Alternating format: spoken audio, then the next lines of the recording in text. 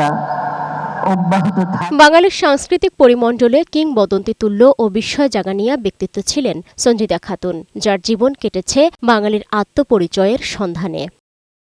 ১৯৩৩ সালের ৪ এপ্রিল জন্ম সন্জীদা খাতুনের। ১৯৫৪ সালে ঢাকা বিশ্ববিদ্যালয় থেকে বাংলা ভাষা ও সাহিত্যে স্নাতক, ১৯৫৫ সালে ভারতের বিশ্বভারতী বিশ্ববিদ্যালয় থেকে স্নাতকোত্তর এবং ১৯৭৮ সালে পিএইচডি ডিগ্রি অর্জন করেন।